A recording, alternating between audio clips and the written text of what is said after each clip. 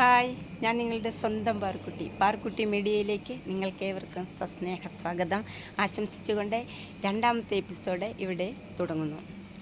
ഇന്ന് നമ്മൾ രണ്ടാമത്തെ എപ്പിസോഡിലെ മെത്തേഡ് ഓഫ് ദ യോഗാസനത്തിൻ്റെ ആദ്യ ഘട്ടമാണ് ഇന്നിവിടെ നിങ്ങൾക്ക് പറഞ്ഞു മനസ്സിലാക്കി തരുന്നത്. യോഗാസനത്തിന് വേണ്ട സാഹചര്യങ്ങൾ ഒരുക്കി നമ്മൾ കഴിഞ്ഞ ക്ലാസ്സിലൊരു ക്ലാസ് കണ്ടിരുന്നു. ആ ക്ലാസ്സിൻ്റെ തുടർച്ചയായിട്ട് യോഗാസനത്തിലെ ശ്വസനാസനം നമ്മൾ എങ്ങനെയാണ്, ഏത് രീതിയിലാണ്, എങ്ങനെയുള്ളവരാണ്, അത് ഏതൊക്കെ സന്ദർഭങ്ങളിലാണ് നമ്മൾക്ക് ചെയ്യുവാൻ സാധിക്കുന്നത് എന്നുള്ള ഒരു മെത്തേഡ്, ഒരു രീതി രണ്ടാമത്തെ ഇൻട്രൊഡക്ഷനിലൂടെ നിങ്ങൾക്ക് ഞാൻ നൽകുന്നു. ഈ രണ്ടാമത്തെ ഇൻട്രഡക്ഷനിൽ ഞാൻ നൽകുന്നത് മെത്തേഡ് ഓഫ് ദ യോഗാസനം, അതായത് യോഗാസനത്തിൻ്റെ രീതി.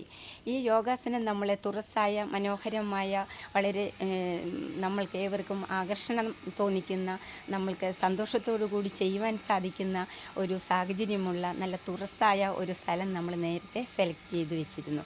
ആ തുറസായ സ്ഥലത്ത് നമ്മൾ മാറ്റോ ഷീറ്റോ ഉപയോഗിച്ച് ആ നിരപ്പായ സ്ഥലത്ത് നമ്മൾ ഷീറ്റ് വിരിച്ച് അവിടെയാണ് നമ്മൾ യോഗാസനത്തിന് തയ്യാറെടുക്കേണ്ട സ്ഥലം. ഇങ്ങനെയുള്ള ഈ മാറ്റിലോ ഷീറ്റിലോ നമ്മൾ ചമ്രം മടഞ്ഞിരുന്നാണ് യോഗ അഭ്യസിക്കേണ്ടത്. ചമ്രം മടഞ്ഞിരിക്കുന്ന സമയത്ത് നമ്മൾ അത് ഒരു ധ്യാനത്തിലിരിക്കണം.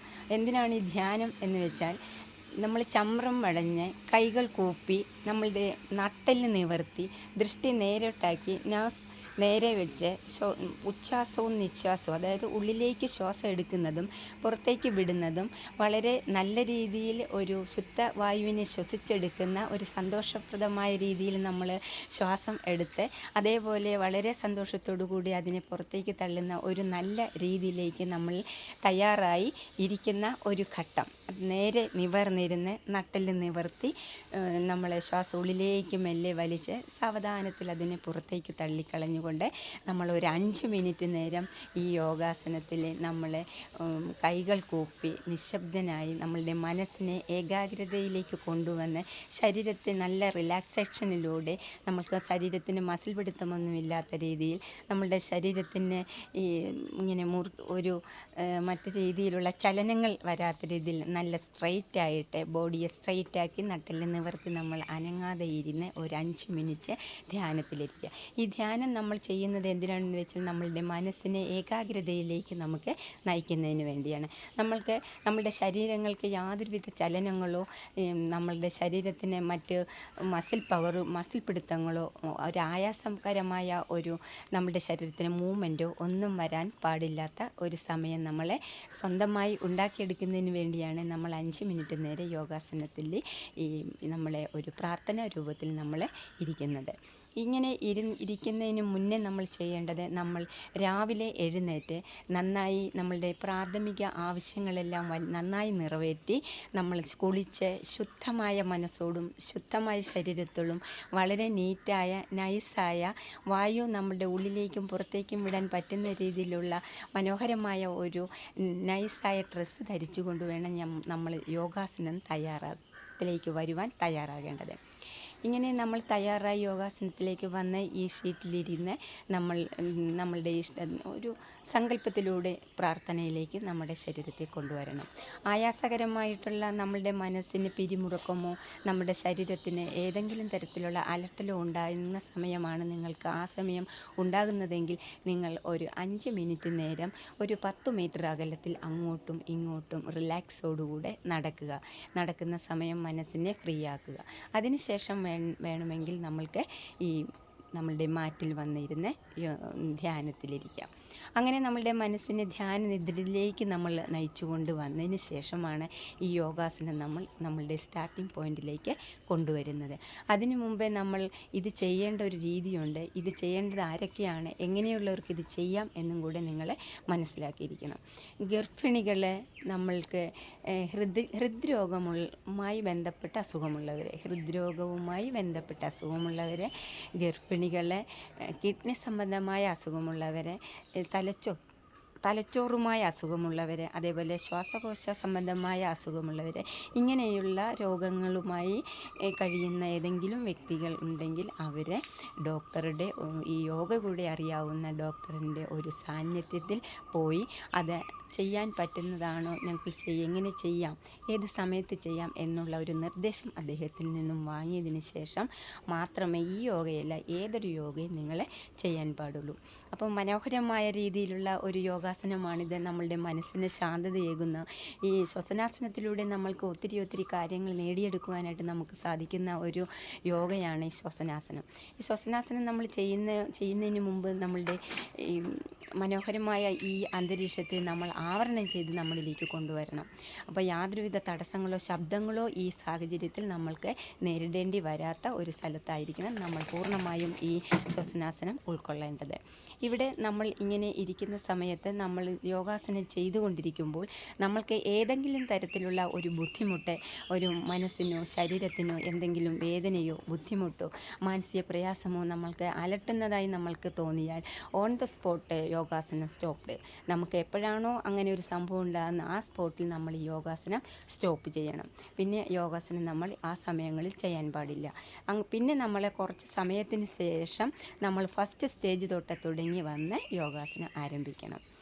ഈ ജലദോഷവും പനിയുമുള്ളവർ യോഗാസനത്തിൽ ശ്വസനാസനം ആ സമയങ്ങളിൽ ചെയ്യരുത്. അതൊക്കെ മാറിയതിന് ശേഷം നിങ്ങൾക്ക് യോഗാസനം ആരംഭിക്കാം. യോഗാസനം നമ്മളുടെ ശരീരത്തിന് നല്ല രീതിയിലുള്ള ഒരു പ്രവർത്തനം കൈകാര്യം ചെയ്യുവാനായിട്ടുള്ള ഒരു പ്രവണത നമുക്ക് ലഭിക്കുന്നു. നമ്മുടെ ശരീരത്തിന് നമുക്ക് ഒരു ലക്ഷ്യബോധത്തിലേക്ക് എത്തുവാനും ശുഭാപ്തി വിശ്വാസത്തോടുകൂടി പ്രവർത്തനങ്ങൾ മുന്നേറുവാനും നൽകുന്ന ഒരു സാഹചര്യമാണ് യോഗാസനം നിങ്ങൾക്ക് സംജാതമാക്കുന്നത്. അപ്പോൾ യോഗാസനത്തിലൂടെ നമ്മളുടെ എല്ലാവിധ തടസ്സങ്ങളെയും മാറ്റിയെടുത്ത് നമ്മൾക്ക് നല്ല ഒരു അന്തരീക്ഷത്തിലൂടെ നമ്മളുടെ ജീവിത മാർഗങ്ങൾ മുന്നോട്ട് കൊണ്ടുപോകാൻ സാധിക്കുന്ന തടസ്സങ്ങളെയൊക്കെ ഒഴിവാക്കി മുന്നോട്ട് പോകുവാനുള്ളൊരു പ്രവണത നിങ്ങളുടെ ശരീരത്തിന് തയ്യാറാക്കി എടുക്കുക എന്നുള്ളത് യോഗാസനത്തിൻ്റെ ഒരു മുഖമുദ്ര തന്നെയാണ്. യോഗാസനം നിങ്ങളുടെ എല്ലാത്തര ഘട്ടത്തിലുള്ള വിഷമഘട്ടങ്ങളെയും തരണം ചെയ്ത് മുന്നോട്ട് പോയി അതിനെ വിജയകരമായ ഒരു പ്രവർത്തനത്തിലേക്ക് കൊണ്ടുവരാൻ നിങ്ങളുടെ ശരീരത്തിനെയും മനസ്സിനെയും ഉണർത്തിക്കൊണ്ടുവരുന്ന ഒരു പ്രവർത്തനം ആണ് യോഗാസനം. ഈ യോഗാസനം നമ്മളെ വളരെ മനോഹരമായി തന്നെ ചെയ്ത് നമ്മൾക്ക് വിജയകരമായിട്ട് തന്നെ മുന്നോട്ട് പോകാൻ സാധിക്കും എന്ന് നിങ്ങൾക്ക് ഞാൻ ഇതിൻ്റെ ഡെമോൺസ്ട്രേഷനിലൂടെ ഉറപ്പ് നൽകി. അടുത്ത ക്ലാസ്സിൽ ഞാൻ ഇതിൻ്റെ ഡെമോൺസ്ട്രേഷനാണ് നിങ്ങൾക്ക് കാഴ്ചവെക്കുന്നത്.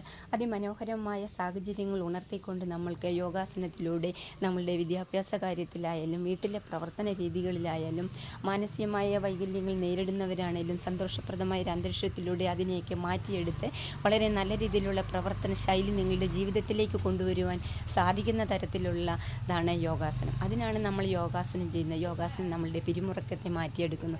മാനസികമായിട്ടുള്ള പ്രവർത്തനങ്ങൾക്ക് വെല്ലുവിളികളെ നേരിട്ട് ആ വെല്ലുവിളികൾ മാറ്റി നല്ല രസകരമായ രീതിയിൽ നമുക്ക് ജീവിതം മുന്നോട്ട് കൊണ്ടുപോകാൻ നയിക്കുന്നത് യോഗാസനത്തിൻ്റെ പ്രവർത്തനമാണ്. സന്തോഷവും ബലവും വളരെ ആത്മവിശ്വാസവും ഉണ്ടാക്കിയെടുക്കുന്നതാണ് യോഗാസനം.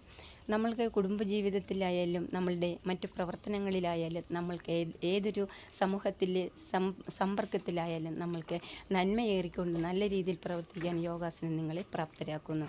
അപ്പോൾ യോഗാസനത്തിൻ്റെ ഈ വീഡിയോയിലേക്ക് നിങ്ങൾക്ക് ഏവർക്കും സസ്നേഹ സ്വാഗതം ആശംസിച്ചുകൊണ്ട് ഒരിക്കൽ കൂടി പാറുക്കുട്ടി മീഡിയയുടെ ഈ യോഗാസനത്തിൻ്റെ മെത്തേഡ് ഓഫ് ദ യോഗാസനത്തിൻ്റെ രണ്ടാമത്തെ ഇൻട്രൊഡക്ഷനിലേക്ക് നിങ്ങളെ ഞാൻ കടത്തിക്കൊണ്ടുവരികയാണ്. അടുത്ത ക്ലാസ് എന്ന് പറയുന്നത് ഇനി 2 ഇൻട്രൊഡക്ഷനേ ഉള്ളൂ. മൂന്നാമത്തെ ഒരു സ്റ്റേജ് എന്ന് പറയുന്നത് നമ്മളുടെ ഡെമോൺസ്ട്രേഷൻ ഓഫ് യോഗാസനം. അതായത് ഞാൻ ചെയ്ത് കാണിക്കുന്ന രീതിയിൽ നിങ്ങൾ ആ യോഗ എന്നോടൊപ്പം ചെയ്യുക എന്നുള്ളതാണ്.